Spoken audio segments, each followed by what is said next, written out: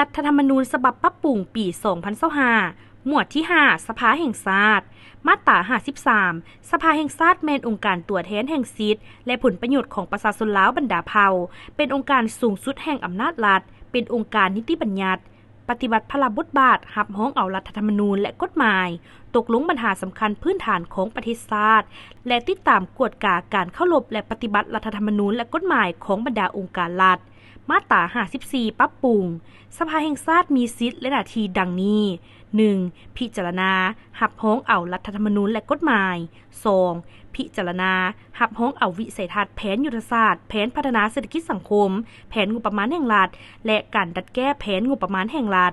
3. พิจารณารับร้องเอานโยบายพื้นฐานด้านการเงินตราอัตราส่วนการขาดดุลงบประมาณอัตราส่วนหนี้สินของรัฐบาลอัตราส่วนหนี้สินสาธารณะ 4. พิจารณารับร้องเอาการกำหนดการเปลี่ยนแปลงการลบล้างและการยกเว้นอัตราภาษีและอากร 5. เลือกตั้งหรือปลดตำแหน่งประธานรองประธานและกรรมการคณะประจำสภาแห่งชาติ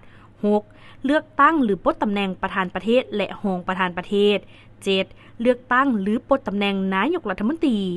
8. เลือกตั้งหรือปลดตำแหน่งประธานศาลประชาชนสูงสุดหัวหน้าองค์การอัยการประชาชนสูงสุดประธานองค์การกวดกาแห่งรัฐและหัวหน้าองค์การต้านการส่อราษฎร์บังหลวงศูนย์กลางประธานองค์การกวดสอบแห่งรัฐ 9. พิจารณารับร้องเอาการเสนอแต่งตั้งยกย้ายหรือปลดตำแหน่งประธานกรรมาธิการและหัวหน้าห้องว่าการสภาแห่งชาติ 10. พิจารณารับร้องเอาการเสนอแต่งตั้งยกย้ายหรือปลดตำแหน่งรองนายกรัฐมนตรีและสมาชิกรัฐบาล 11. พิจารณารับร้องเอาการเสนอแต่งตั้งยกย้ายหรือปลดตำแหน่งสมาชิกสภาผู้พิพากษาของศาลประชาชนสูงสุด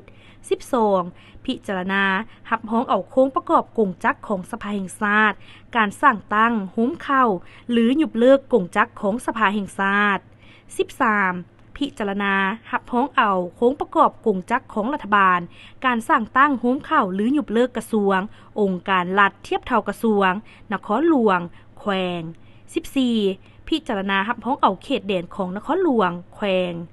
15. พิจารณายุบสภาประชาชนท้องถิ่นในกรณีสภาประชาชนนั้นหากได้รับความเสียหายอย่างหลวงหลายต่อผลประโยชน์ของประเทศชาติและประชาชน 16. ติดตามกฎกาการเคารพและปฏิบัติรัฐธรรมนูญและกฎหมายของบรรดาองค์การรัฐ 17. พิจารณารับร้องเอาการให้นิรโทษกรรม 18. พิจารณารับร้องเอาการให้สัตยาบันการเข้าร่วมเป็นภาคีหรือการยกเลิกสนธิสัญญาที่สาธารณรัฐประชาธิปไตยประชาชนลาวเป็นภาคีซึ่งพัวพันกับปัญหาสำคัญพื้นฐานของประเทศชาติ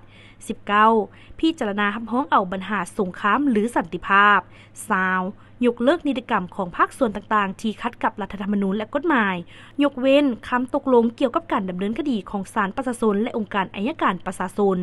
มาตรา 55 สภาแห่งชาติแต่ละสุดมีอายุการ 5 ปี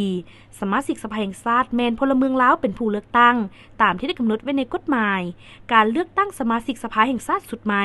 ต้องให้แล้วภายใน 60 วันก่อนสภาแห่งชาติสุดเก่าจะหมดอายุการในกรณีเกิดสงครามหรือด้วยสาเหตุอื่นซึ่งก่อความยุ่งยากให้แก่การเลือกตั้งนั้นสภาแห่งชาติอาจจะต่ออายุการของตนก็ได้แต่ต้องดำเนินการเลือกตั้งสมาชิกสภาแห่งชาติสุดใหม่อย่างช้าบ่ให้เกิน6เดือนภายหลังสภาพการได้กลับคืนสู่ปกติถ้ามีความจำเป็นก็สามารถดำเนินการเลือกตั้งสมาชิกสภาแห่งชาติก่อนหมดอายุการของตนก็ได้แต่ต้องได้รับความเห็นดีอย่างน้อย2/3ของจำนวนสมาชิกสภาแห่งชาติที่เข้าร่วมกองประชุม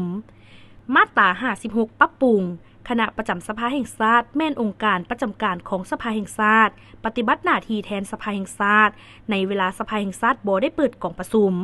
คณะประจำสภาแห่งชาติประกอบด้วยประธานรองประธานและกรรมการประธานและรองประธานสภาแห่งชาติทั้งเป็นประธานและรองประธานคณะประจำสภาแห่งชาติประธานคณะประจำสภาแห่งชาติประธานกรรมาธิการและหัวหน้าห้องว่าการสภาแห่งชาติดำรงตำแหน่งบ่เกิน2 สมัยติดต่อกัน มาตรา57ปรับปรุงคณะประจำสภาแห่งชาติมีสิทธิและหน้าที่ดังนี้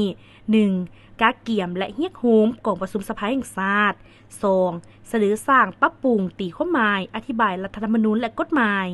3. เสนอร่างรัฐบัญญัติต่อประธานประเทศ 4. แต่งตั้งยกย้ายหรือปลดตำแหน่งหัวหน้าคณะศาลของศาลประชาชนสูงสุดและผู้พิพากษาของศาลประชาชน 5. แต่งตั้งคณะกรรมการอัยการประชาชนสูงสุด 6. แต่งตั้งคณะกรรมการเลือกตั้งระดับชาติ 7. พิจารณาตกลงการให้สัตยาบันการเข้าร่วมเป็นภาคีหรือการยกเลิกสนธิสัญญาที่สาธารณรัฐประชาธิปไตยประชาชนลาวเป็นภาคี 8. รับรองและพิจารณาคำร้องขอความเป็นธรรมของพลเมืองมาตรา58ปรับปรุงสภาแห่งชาติเปิดกล่องประชุมสมัยสามัญปีละ2 เทื่อ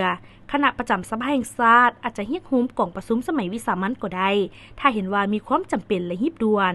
กล่องประชุมสภาแห่งชาติจะดำเนินได้ก็ต่อเมื่อมีสมาชิกสภาแห่งชาติเข้าร่วมหลายกว่าครึ่งหนึ่งของจำนวนสมาชิกสภาแห่งชาติทั้งหมดมาตรา59ปรับปรุงมติของกล่องประชุมสภาแห่งชาติจะมีคุณค่าได้ก็ต่อเมื่อได้รับคะแนนเสียงหลายกว่าครึ่งหนึ่งของจำนวนสมาชิกสภาแห่งชาติที่เข้าร่วมกล่องประชุมเว้นเสียแต่กรณีที่ได้กำหนดไว้ในมาตรา55 67 69และมาตรา121ของรัฐธรรมนูญมาตรา60ปรับปรุงการจัดตั้งมีสิทธิเสนอสร้างกฎหมายมีดังนี้ 1. ประธานประเทศ 2. คณะประจำสภาแห่งชาติ 3. รัฐบาล 4. ศาลประชาชนสูงสุด 5. องค์การอัยการประชาชนสูงสุด 6. องค์การกฎหมายแห่งรัฐ 7. องค์การกฎสอบแห่งรัฐ 8. แนวล้าวสั่งชาติสหพันธ์นักรบเก่าลาวและองค์การจัดตั้งมหาชนขั้นศูนย์กลางมาตรา61ปรับปรุงกฎหมายที่สภาแห่งชาติได้รับรองเอาแล้วนั้นต้องได้ประกาศนำใช้โดยประธานประเทศอย่างช้าบ่ให้เกิน30วันนับแต่ได้รับรองเป็นต้นไปในระยะเวลาดังกล่าวนั้นประธานประเทศมีสิทธิเสนอให้สภาแห่งชาติพิจารณาคืนใหม่กฎหมายที่ได้นำมาพิจารณาคืนใหม่นั้นถ้าว่าสภาแห่งชาติหากยังตกลงยั่งยืนเอาตามเดิมแล้วประธานประเทศก็ต้องประกาศใช้ภายในเวลา15วันกฎหมายที่ประธานประเทศประกาศใช้แล้วนั้นต้องได้ลงในจดหมายเหตุทางราชการยกเว้นกรณีที่กฎหมายได้กำหนดไว้เฉพาะมาตรา62ปัญหาที่เกี่ยวพันถึงชะตากรรมของประเทศชาติและผลประโยชน์อันใหญ่หลวงของประชาชนต้องได้รับการค้นคว้าพิจารณาจากสภาแห่งชาติหรือคณะประจำสภาแห่งชาติมาตรา63ปรับปรุงสภาแห่งชาติสร้างตั้งบรรดากรรมาธิการและห้องว่าการเพื่อเป็นเสนาธิการให้แก่สภาแห่งชาติและคณะประจำสภาแห่งชาติในการจัดตั้งปฏิบัติเวียกงานตามขอบสิทธิและหน้าที่ของตน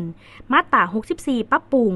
สมาชิกสภาแห่งชาติมีสิทธิซักถามประธานประเทศประธานสภาแห่งชาตินายกรัฐมนตรีสมาชิกรัฐบาลประธานศาลประชาชนสูงสุดองค์การอัยการศาลประชาชนสูงสุดองค์การกฎหมายแห่งรัฐและหัวหน้าองค์การต้านการส่อรัฐบังหลวงศูนย์กลางประธานองค์การกฎสอบแห่งรัฐ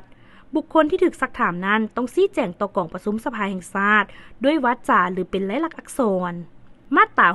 65สมาชิกสภาแห่งชาติจะบ่ถูกดำเนินคดีอาญาหรือจับตัวกักตัวและกักขังถ้าหากบ่ได้รับความเห็นดีจากสภาแห่งชาติหรือคณะประจำสภาแห่งชาติในกรณีการกระทำผิดซึ่งหน้าหรือหีบด่วนนั้นเจ้าหน้าที่ที่เกี่ยวข้องต้องรายงานในทันทีให้สภาแห่งชาติหรือคณะประจำสภาแห่งชาติเพื่อพิจารณา